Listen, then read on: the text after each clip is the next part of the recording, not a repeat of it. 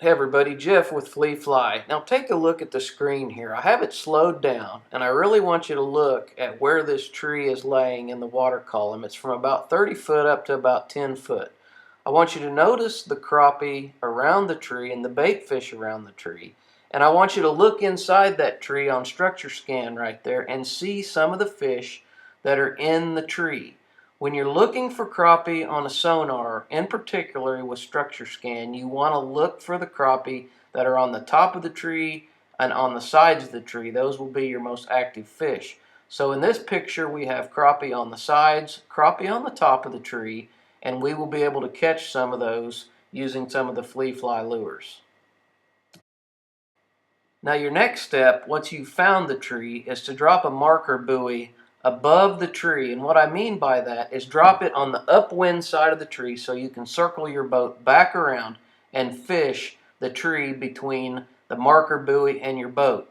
It's critical that you have a front locator on your boat as well, so when you do get up to the tree, you know that you're in it and you can jig the crappie kickers directly down into that tree. So having both of these units tied together also helps. When you have a waypoint on the dash unit, it will automatically upload that waypoint or that brush pile to your front unit. So learning how to use these in unison will definitely help increase your odds.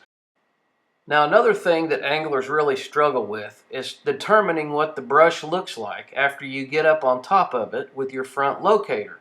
Now I want you to imagine that your locator is, the sonar is sending pings down to the bottom very rapidly. So if you drive over a brush pile, those pings will determine what that brush pile looks like if you're moving. But if you're setting still, the brush pile is drawn out, the limbs are drawn out like that you can see there, long and skinny, and they look almost like a blob. But you got to remember that that locator is setting on top of that pile, and everything that it's registering is coming back, so it doesn't really look like the same thing that you see when you drive over a brush pile.